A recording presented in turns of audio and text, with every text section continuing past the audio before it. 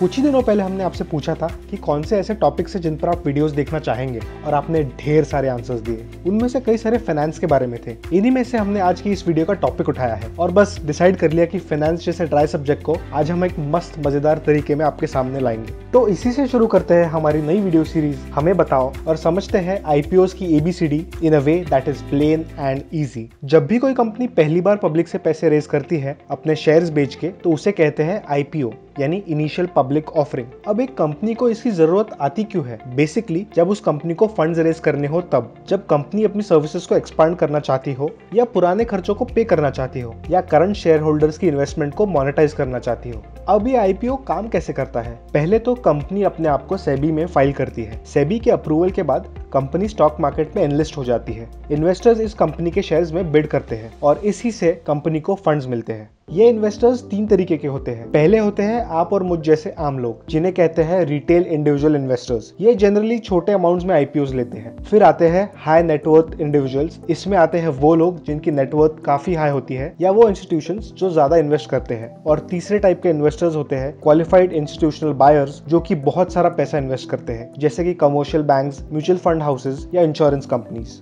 अब क्या हम एक आईपीओ में बस एक दो शेयर्स की बिडिंग कर सकते हैं?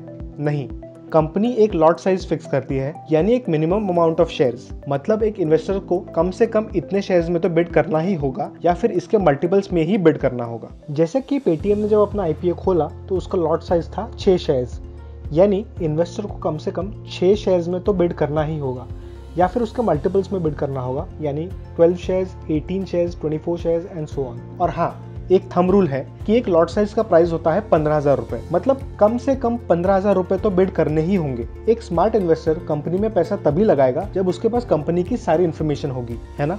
इसलिए आता है रेड हेरिंग प्रोस्पेक्टस, जो एक डॉक्यूमेंट होता है जिसके अंदर कंपनी की सारी डिटेल्स लिखी जाती है। उसका बिजनेस क्या है, उसको कहाँ से पैसा मिल रहा है, उसके future plans, past records, advantages और रिस्क, ऐसी कुछ इन्फॉर्मेशन से बनता है कंपनी का रेड हेरिंग प्रोस्पेक्टस। और जिन्हें यह प्रोस्पेक्टस पसंद आ गया वो कंपनी के आईपीओ में बिड करते हैं। तो कंपनी ने अपना आईपीओ खोला। अब बिडिंग चलेगी, यूजुअली फॉर 3 to 10 डेज। इन्हीं दिनों के बीच बिडर्स अपना एप्लीकेशन भरेंगे। आईपीओ के बंद होने के 10 दिन के अंदर पता चलेगा कि किन बिडर्स को शेयर्स मिलेंगे। हाँ, ऐसा जरूरी नहीं है कि अगर आपने बिड की तो आपको शेयर्स मिलेंगे ही। ऐसा हो सकता है कि जितने शेयर्स कंपनी इशू कर रही है उससे ज्यादा की ही बिड्स आ जाए। इसे कहते हैं आईपीओ का ओवर सब्सक्राइब हो जाना। इसीलिए आईपीओज में कुछ कैप्स होते हैं। मतलब एक टाइप ऑफ इन्वेस्टर्स को आईपीओ का कुछ हिस्सा पहले से अलॉट हो जाता है। ये अलॉटमेंट कुछ इस टाइप की होती है कि कंपनी को जितना टोटल अमाउंट रेज करना है उसका ज्यादा से ज्यादा 50% आएगा क्वालिफाइड इंस्टीट्यूशनल बायर्स से, मिनिमम 15% नॉन इंस्टीट्यूशनल इन्वेस्टर्स और मिनिमम 35% रिटेल इंडिविजुअल इन्वेस्टर्स से। अब आईपीओ शेयर्स हो गए अलॉट। फिर क्या? आईपीओ में शेयर्स की अलॉटमेंट होने के 12 दिन के अंदर वो शेयर स्टॉक एक्सचेंज पर लिस्ट हो जाते हैं और वहां उनकी ट्रेडिंग चलती रहती है। तो आप हमें कमेंट्स में बताइए कि आपका आईपीओ के साथ एक्सपीरियंस कैसा रहा। क्या आप हुए lucky enough to get an IPO of a big company? और हाँ दोस्तों, अगर ये वीडियो आपको पसंद आया तो दबाइए लाइक का बटन और करिए शेयर। और हाँ, कमेंट्स में हमको जरूर बताना कि ऐसे कौन से टॉपिक्स है जिस पर आप वीडियोस देखना चाहेंगे। जिस टॉपिक को मिलेंगे सबसे ज्यादा लाइक्स, उसी पर ही होगा हमारा अगला video in our new nutshell series हमें बताओ।